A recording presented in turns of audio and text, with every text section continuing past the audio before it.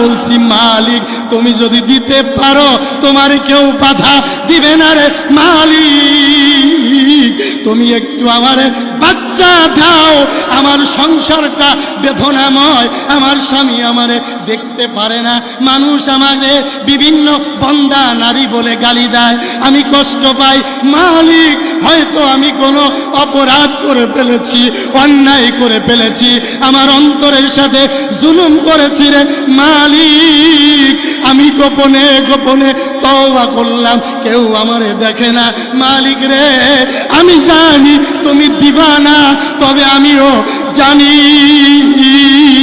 আমার মালিক আর রহমানির রহিম, আর রহমানির রহিম, আমার মালিক ইচ্ছা করলে আমারে বাচ্চা দিতে পারে। মুনাজাত ধরলাম রে মালিক তুমি আমারে একটি মাত্র বাচ্চা দাও।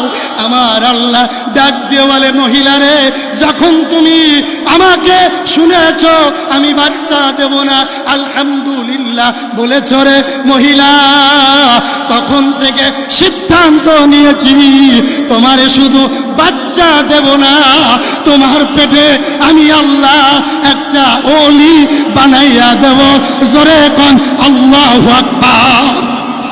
ইয়া আদামা উসকুন আনতা ওয়া যাওজুকাল জান্নাত। আদম আলাইহিস সালামের ব্যাপারে অনেক কথা আসছে। আমাদের আদি পিতা ওনাকে শয়তানে ধোঁকা দিছিলেন, ঠিক কিনা? শয়তানে ধোঁকা দেয় কিছু কারণে, কমপক্ষে 3টি কারণ বেশি বেশি আসছে হাদিস শরীফে। শয়তানে ধোঁকা দেয় যখন মুমিন ইবাদত থেকে গাফিল হয়ে যায়, ঠিক কিনা? মানুষের ভিতরে অহংকার আসে, মানুষ যখন পাপী মানুষের সাথে চলাফেরা করে তখন মানুষকে শয়তানে গ্রাস করে। এখন আপনারা যেভাবে এই মাহফিলে বসছেন, আপনাদের কাছে জানতে চাই, এইভাবে তো কেউ ইরি খাতেও বসে না, বসেনি? ইরি খাত বোঝেননি? ধান খাত। আমার বাড়ি যশোর। এখন আপনারা যদি আমাকে মহব্বত করেন, শয়তানকে তাড়াইতে চান, তাহলে 1 মিনিটের আমল হলো, ভাই মাহফিল দিয়ে লাভ কি যদি আমল না করেন?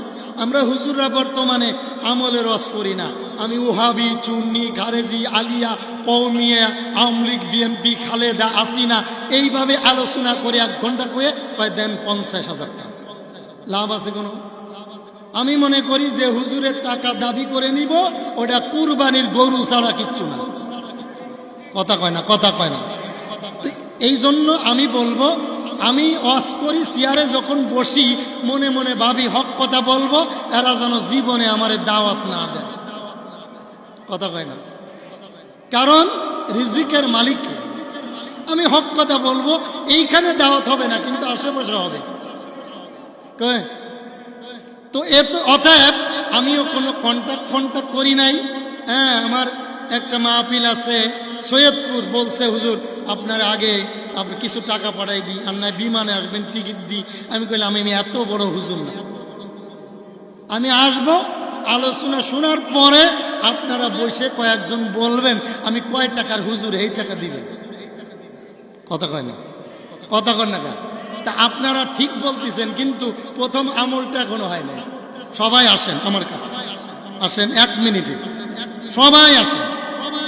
আর মাহফিলে চেয়ার দেওয়া সম্পূর্ণ নিষেধ, মাহফিলের নূর নষ্ট হয়ে যায়।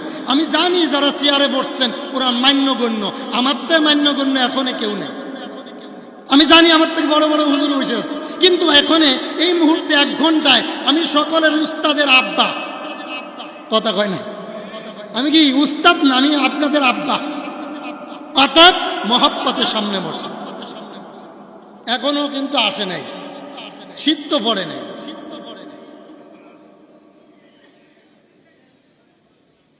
কি আপনাদের আলামত আসেন না?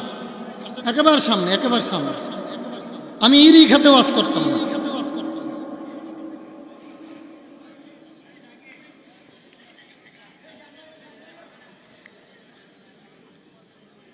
ভাই, যে আদব রক্ষা না করবেন ছুটি, বাড়ি যান। কালেকশন না হইলে আমি টাকা দিয়ে যাব। একটু আসেন, দয়া করে আসেন, অনেক হয়।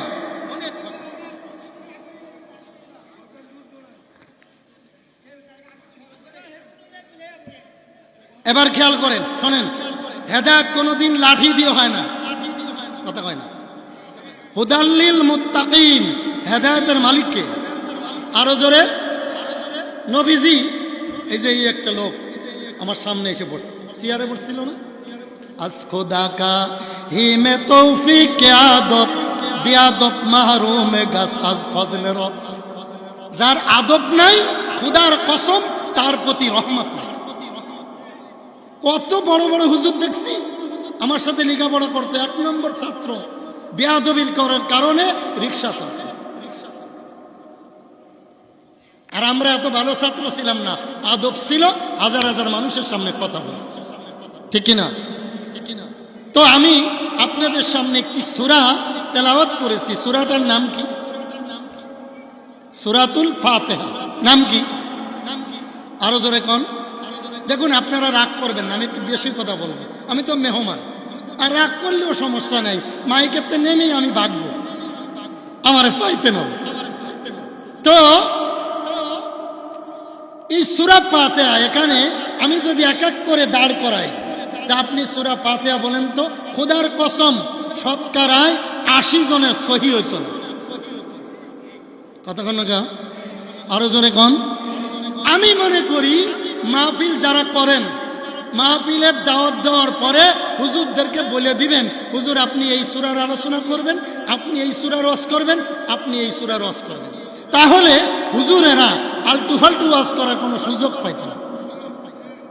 কতক্ষণ লেখে তাফসিরুল কোরআন মাহফিল, তাফসিরের তও নাই, তুফাজ্জল হোসেন বৈরাবীর মতো কয়েকজনের হরিংয়ের ওয়াজ করে হুজুরে যায়, যাওয়ার সময় 60,000। কত? কথা কয় না, কত? 60।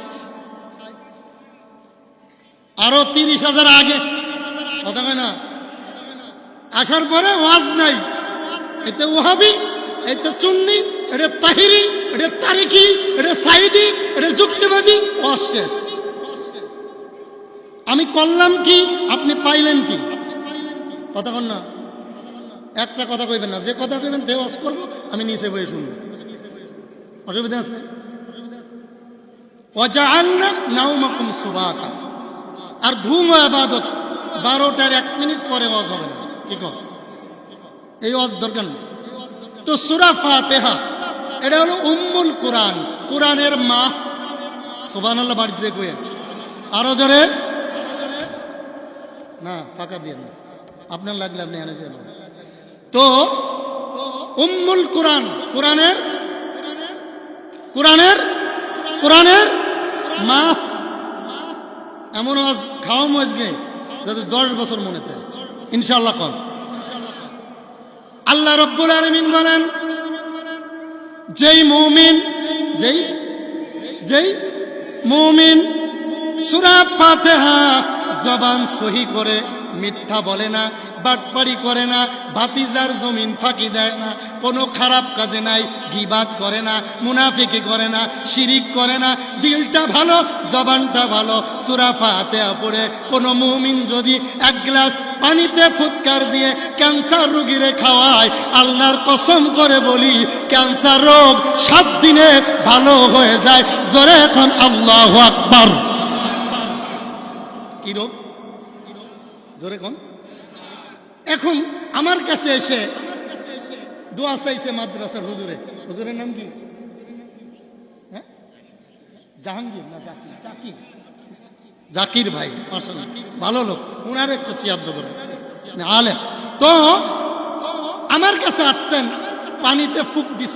আগের হুজুরেরা পানি পড়া দিলে খাইলে সাথে সাথে পেট ব্যথা ভালো হয়ে যেত, এখন আমি ফু দিলে পেট ব্যথা আরো চেয়াতে।